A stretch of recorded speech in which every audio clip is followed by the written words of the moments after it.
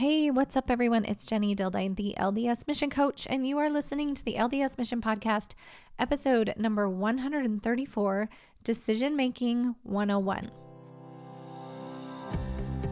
I'm Jenny, the LDS Mission Coach, and whether you are preparing to serve a mission, currently serving, a returned missionary, or a missionary mama like me, I created this podcast just for you. Are you searching for epic confidence? Ready to love yourself and to learn the how of doing hard things? Then let's go. I will help you step powerfully into your potential and never question your purpose again. It's time to embrace yourself, embrace your mission, embrace your life, and embrace what's next.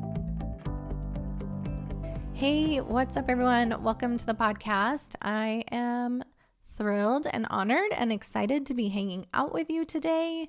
Thank you so much for listening.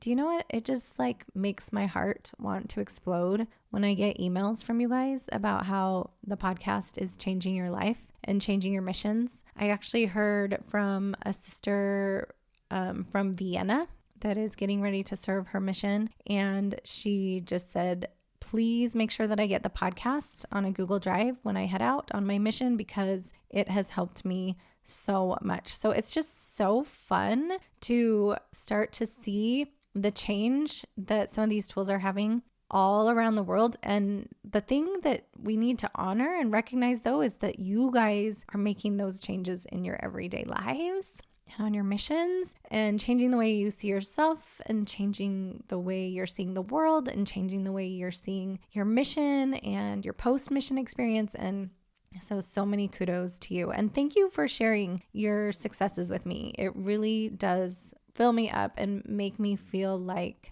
my heart is going to explode. Not much going on here in the Dildine house. Actually, my kids that are home just started school today, which is pretty late, honestly, after the holiday break. But we didn't actually get Christmas break off until December 23rd. So today that I'm recording this is Tuesday the 9th, and they just went back to school today. So it was a nice long break, had so much fun with my kids, my married kids, college kids, all of that good stuff. And it was really nice and relaxing. To be quite honest, I've been in a little bit of a funk or in a rut or kind of in a gloomy state since the holidays got over. And it's pretty typical for me this time of year. But I'm going to share more about that either next week's podcast or the week after. So if you are feeling a little bit gloomy and kind of like winter bluesy, I hear you, I see you. I'm going to share some of my tips and some ideas for how to better take care of yourself when you're in a rut and what to do if you're in a rut. So that's podcast incoming. In the meantime, feel like today was the first day in several weeks that I felt just a little bit of excitement, a little bit of motivation, a little bit of desire to kind of get out there and to do some things and to be motivated. And so it's fun that I get to record this podcast today.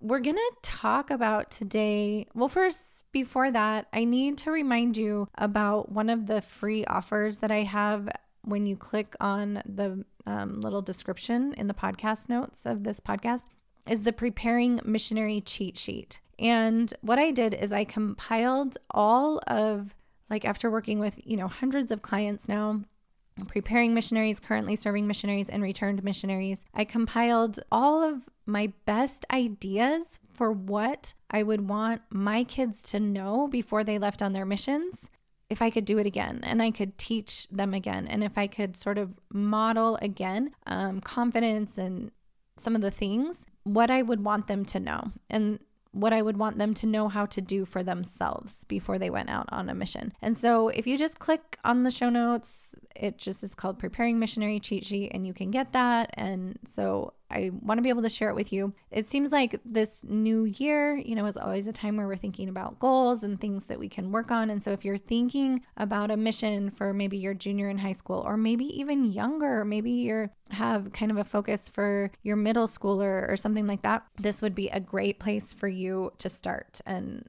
start implementing some of the things that will help your child or yourself, if you're the one listening, be more successful and confident as you head out on your mission. So I hope you enjoy that and go ahead and grab that. Okay, now let's jump into what I wanted to talk about today, which is decision making. Now, this has been on my mind pretty much since all of my kids were here, and I asked their permission to share some of this stuff, is about decision making. One of the things that I noticed when we're all together is we'll basically run it kind of like a democracy. Like if we're deciding what movie we're going to watch, we'll be like, okay, let's take a vote between this movie or this movie. Or maybe we're just deciding, do we want to watch a movie or play a game? And so we'll just go around the room, and even my daughters-in-law, I'm like, what do you guys think? Or my husband will say, what do you guys think? And what I hear a lot from them, from all of my children actually, is I'm just bad at making decisions. Okay. And I've heard this from clients. I've heard this just like in my ward. I've heard this from people that I talk to. It's just kind of a common thing that we like to say, and that it's almost like a badge of honor where we're just like, I mean, it's like double-edged sword, right? It's like we sort of love that we're bad at making decisions because then we don't have to actually make any, but then we also feel kind of guilty that we're bad at making decisions. And so my goal today is that when someone comes to you and says, which movie do you want to watch, that you don't just default to someone else, okay? Or if someone says, hey, elder, which family do you think we should reach out to, that you just don't default and be like, I don't know, you decide, you probably know better than me. Or one thing I was thinking about is when I was first married, I was making and had young kids, I was making decisions all day long. And so when my husband was like, well, what do you want to do for date night? I'd be like, I don't know, you just decide, right? And I just delegate my decision-making authority. And I would even say that there have been times in my life where I am bad at making decisions. And so what I wanted to talk about today was like, what is decision-making 101? Like if I was going to offer you a course or a class on how to make decisions, what you need to know, and what could make you better at making decisions, then that is what I want to cover in this today. And by the way, my husband probably wouldn't mind me telling you that he even owns up to the fact that he is a terrible decision maker.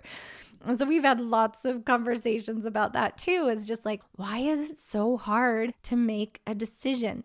Okay, so by the end of this podcast, I want you to be able to completely erase that thought or even that use of language from your vocabulary or from your way of describing yourself. I want you to start practicing not saying, I'm bad at making decisions. I don't want you to say that anymore, okay? Maybe one thing you could say is, I'm working on being a better decision maker. Okay, that's what we could work towards. And then eventually say, no, I'm awesome at making decisions. Okay, so the first thing I want to talk about is how there's a few different quote unquote levels of decisions that we make, right? There's small decisions, medium decisions, and maybe what we would consider more weighty or large decisions. So I mean, there's probably so many more, but these are the ones I kind of came up with for large decisions or big decisions, is where we go to school, whether we serve a mission, who to marry, what our major is, when to have children, when to stop having children,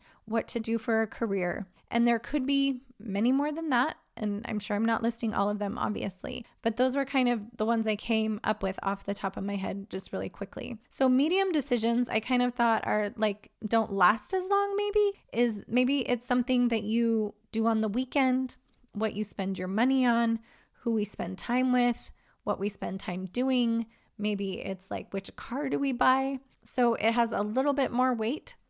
And then there's just, of course, our small decisions, which we have every day. Like, what do we eat? What do we wear? What movie should we watch? What should we listen to? What movie do we want to go see at the theater? Do we want to play a game, or do we want to watch a movie? Those everyday decisions, okay?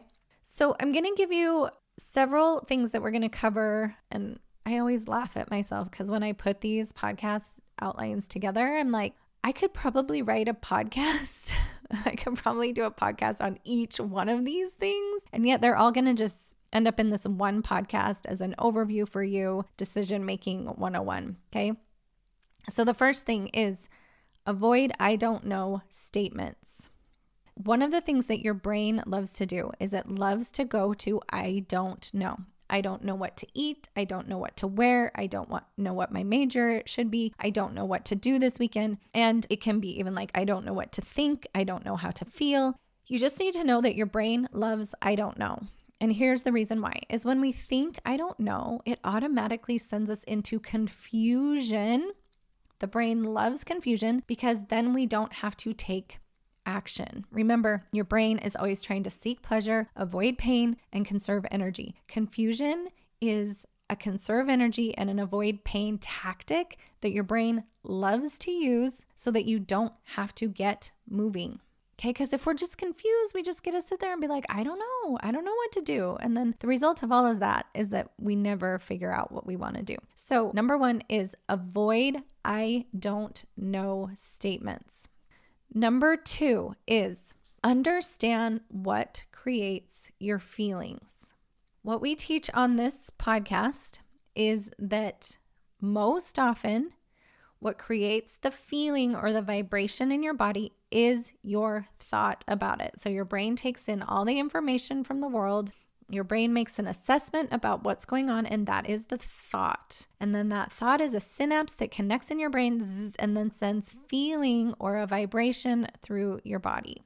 So what tends to happen, what prevents us often from making decisions or deciding, quote unquote, that we're bad at making decisions is that we sort of believe, and our brain sort of tells us that the thing itself, the decision itself, is what is going to create the feeling. So if I move into this apartment complex, that is going to create one feeling. And if I move into this other apartment complex, that is going to create a different feeling. But the thing is, you guys, is that the apartment complex has no ability to create a feeling.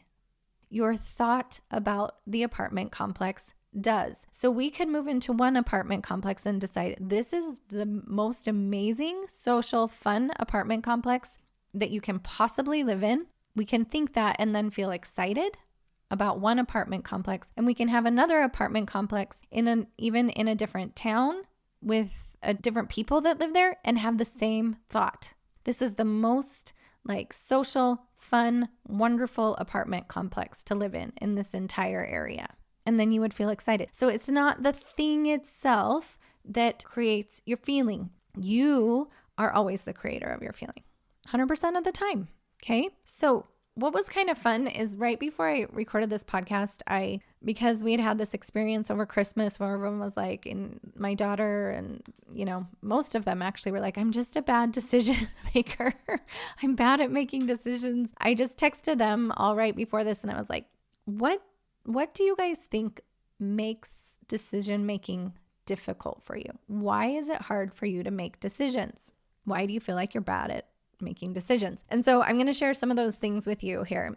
And this one goes under this category of understanding what creates your feelings. And one of my kids said, the main thing that makes decision making hard for me is you have to feel like you need to make another person happy. And you are worried with that decision whether it would make someone else unhappy. So basically what this person was saying is I think that my decision then creates someone else's feeling. It's basically like a version of people pleasing, right? So if I decide this, then that is also what is going to cause a person to feel a certain way. But again, your decision, the decision itself, the action that you take never creates feeling in you and never creates feeling in someone else. Their thought creates the feeling. Now, this is not to say, please don't misunderstand me. We're going to have, influence and things like that. Like if you ghost someone on a date or something like that, of course someone might feel hurt.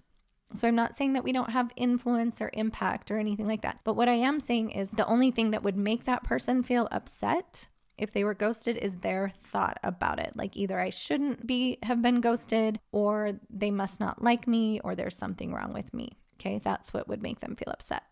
Okay, so number 3, Decision Making 101. Number 3 is know whatever you decide, it will be a 50-50 experience. Now, if you're not sure what I mean by this, go back. I think I have a podcast episode just called the 50-50 rule, which is because we have a higher brain and a lower brain, everything, every decision we make, whatever we do, we're going to half the time feel emotions that feel good, and half the time we're going to feel emotions that don't feel good.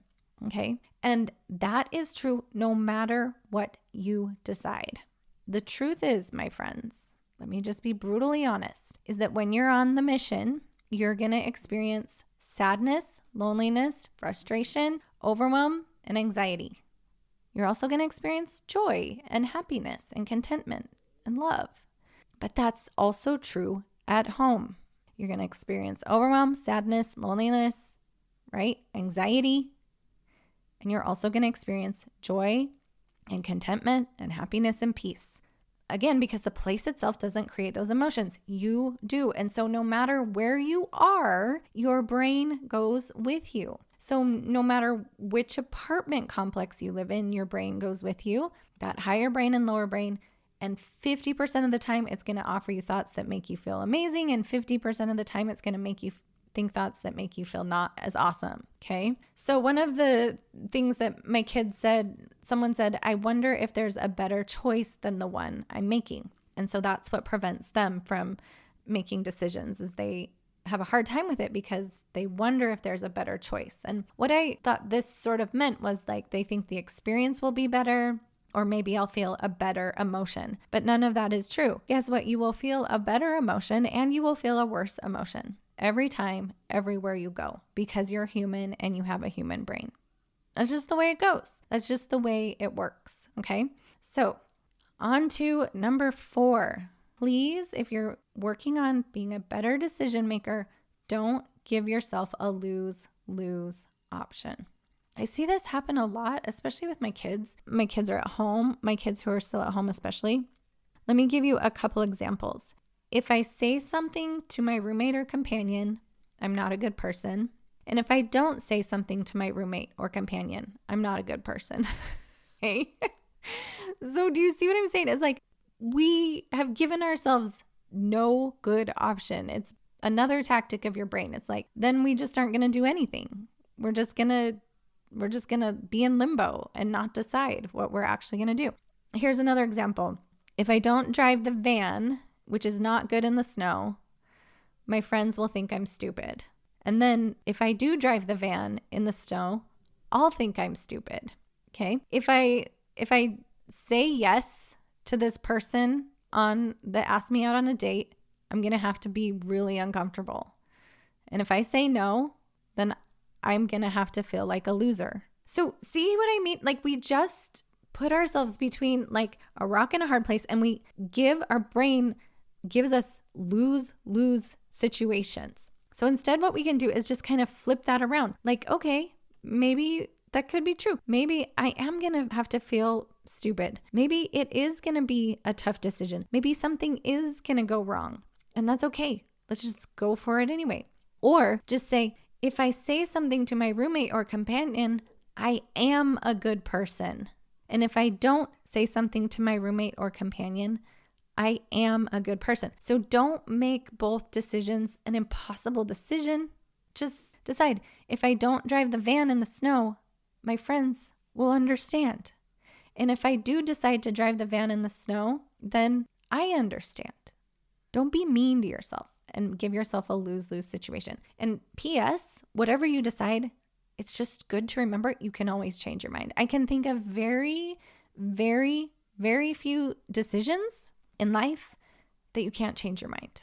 You can get almost all the way down a path and then turn back if you want to, right? Like this happens often, even in decisions that we think are, final, like you're engaged to someone. Okay, well, you can always change your mind in most cases. Okay. So number 5 in decision making 101 is embrace the fear. Now, what I found is that sometimes when we think about a decision that's coming up that we don't kind of know all the details for, is that we tend to get nervous or afraid to make the decision. Okay. So it's either because we're afraid to make the decision because we don't know what to expect, or maybe we actually have what we call FOMO, fear of missing out. So here's a couple more texts that I got from my kids and my daughters-in-law, my husband. one of them said, it just kind of feels like making one decision will limit opportunity in the future. Or maybe we have a fear. One person said, I think it's also an inability to see future consequences. Okay, so that's kind of fear of like the unknown. One of my daughters-in-law, she actually said, I also worry and get anxiety with the unknown. Okay, so there's that fear of the unknown, but then there's also the fear of missing out. And one of my daughters, this is totally her. She just is always worried that if she chooses one thing, she's going to be missing out on something else. That's one of my daughters-in-law said this too. She's worried she will miss an opportunity because of her decision. And this is a lot what my husband struggles with is he's trying to plan a trip for us. And if we go to this hotel, then we're going to miss out on that hotel. And if we go to this beach, then we're going to miss out on that beach. Okay. So here's what we just got to do is we got to embrace the fear. Be like, okay, I guess this is kind of scary. Yeah, I might miss out. And then we just decide anyway. Okay, that fear is also just a protective mechanism from your brain so that you don't have to take action. Okay, so number 6, go inside for answers. Okay, I'm all for you guys doing a little bit of research about your decision, maybe which nursing school you want to go to, where you want to go to school after your mission. Of course, do a little research with who you're going to marry. Plan on totally just running it by Heavenly Father and just checking in with him, see if he's good with it. I'm all for you taking a little like inventory from people that you know and getting their opinion. But in the end, go inside for answers. Go with your own gut or your own feeling about it. I fear that we pawn our decision making off on other people. We take everyone's opinion and then we decide when it's not truly what we want or what we need. Okay. And here's one thing I truly believe, you guys, is that our heavenly parents gave us agency, created this plan, and that we have the answers within us. We're actually like divine. We have their DNA. And what we decide, we can get answers from the inside. Okay. And so just know that that is a trick or a tool you can use. Block out everyone else's opinion, get a little bit if you want to, but then in the end, go inside for the answers to which decision you want to make. And here's kind of what's true is you'll just know, especially if you've kind of faced the fear and if you've done some of these other things, you don't give yourself a lose-lose option. If you understand what actually creates feelings, I really believe most of us just know. Okay. But we don't want to decide. But if we're honest with ourselves, we really just know what we should do and what we want to do. I've got 2 more. Number 7 is get moving. So the way I like to think about this analogy, and I'm sure I've shared this on the podcast before, is when you are making a decision, it's almost like you're sitting in the middle of the lake, okay, in a boat, and you've got these oars and your brain loves it. The longer you sit there, the longer it gets to rest, the longer it gets to be on autopilot. And maybe we've got a few shores that we could go to. We've got, I don't know, we could go here on vacation, or we could go another place on vacation, or we could go another place on vacation. Or maybe if you're on the mission, you're like, we could go visit this family, or we could go visit this family, or we could go visit this family, right? And your brain loves when you just sit there in the lake. It doesn't want you to row to any shore because that just takes work. And so we get these I don't know thoughts and like these questioning ourselves and the fear and all of that. And then we just get to sit there on the lake, and it's almost like this fog comes in. If you find yourself in that fog and you just can't get out of it and you've tried all of these tips, sometimes you just got to get rowing. You just got to start heading towards a shore. Just start heading towards one of those families' houses. You can always change your mind like we've already talked about, but I find we waste so much time just not deciding. So if you find yourself stuck going, I don't know what to do, or being afraid, or any of these other things that I've already mentioned, just go. Just decide and go. Just like flip a coin and go. Because most of the time you'll get your answer and it'll become clear to you on the go when you're headed towards the thing that you want. And you can always change paths later. Totally fine. Last one, number 8, trust yourself. One of my daughters-in-law said, when I said, why is it hard for you to make decisions? She said, I think it's totally situational, but I always feel like there's a right choice and a wrong choice for some reason. She said, so even if both options are neutral, I'm still struggling because my brain wants to categorize one of them as right and one wrong. 100%. Can you guys relate to this? Like, this is the right place to go, and this is the wrong place to go. This is the right person to ask out on a date, and this is the wrong person to ask on a date, or whatever. Here's what number 8 means. Trust yourself. And I've already sort of alluded to this already, but you have within you divine DNA. Our heavenly parents put forth a plan where we have agency. And guess what? You are allowed to trust you because they trust you. They do. You're their kid. They trust you to make these decisions. They gave you every single thing that you need. Everything that you need to make a decision. They gave you your heart. They gave you your mind. They gave you a body so that you can take action once you decide what you want to do. So it is true that you might have to practice trusting yourself. Like, you can just test it out a little bit, like go inside, make the decisions, see what happens, trust yourself. And here's the other thing about trusting yourself. Just don't take everything so seriously. Like, if you can, make it light, make it fun. And if it comes to a crossroads where you're like, I really could flip a coin, it doesn't matter because I always create the experience anyway. Just do what feels like the most fun. Because here's the thing, is these decisions matter, but so many of them don't matter as much as we think they matter. You just get to decide. Most often, you get to just decide.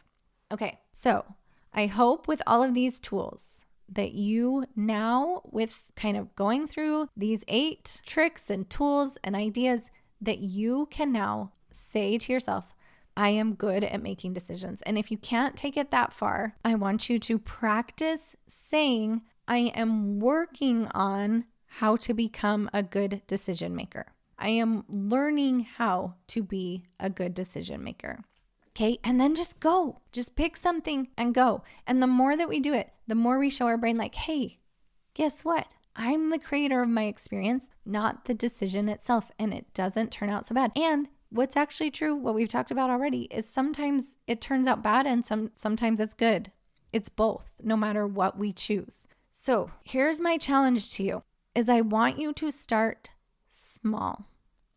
Okay, if you already have this belief that I'm a bad decision maker, start small, changing that today. First of all, changing the way that you think about yourself, and then practice it in small pieces. Like if someone says, hey, let's meet for lunch, where do you want to go? Take that opportunity to share a decision. Like, let's go to Chick-fil-A, or let's go to Cane's, or let's go to Panera, or whatever it is. Make an intentional decision and share it with someone out loud. If it's just like, maybe like my daughter sometimes, like, I don't know what to wear tomorrow. Don't let yourself think, I don't know. Just be like, I can figure out what to wear tomorrow. I bet I can figure this out. And then just pick something. Just pick something and go.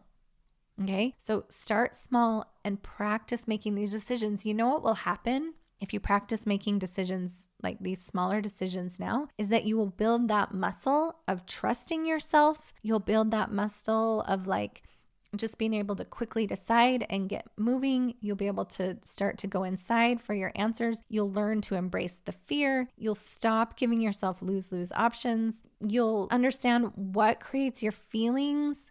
You won't let your brain go into confusion. You'll just have so much practice so that when these quote unquote bigger decisions come along, you'll know what to do. You'll be ready. You'll know how to decide on purpose what you want and get intentionally creating the life that you want. You totally get to do that. And it's actually really amazing and fun. So no more of this, I'm bad at making decisions. You are amazing at making decisions. And if not, you are learning how to be an amazing decision maker. All right, everyone? Okay, I hope you have the most amazing week, and we will talk to you next time. Serving a mission for the Church of Jesus Christ of Latter-day Saints can present a unique set of challenges. And many of those challenges you might not even see coming. So you're going to want a unique set of solutions. It's easier than you think to overcome worry and anxiety, serve the successful mission you've always dreamed of, and navigate your post-mission experience with confidence. That is why I created some amazing free goodies that I'm sharing in my show notes. Maybe you'll want to grab the free training for preparing missionaries, my video course for RMs, or maybe you and I should hop on a free strategy call. If you're ready to take your preparedness to serve or your preparedness to come home to the next level, then go grab one of those freebies. And in the meantime, no matter which part of the mission experience you are involved in, just know that Jenny, the LDS mission coach, is thinking about you every single day.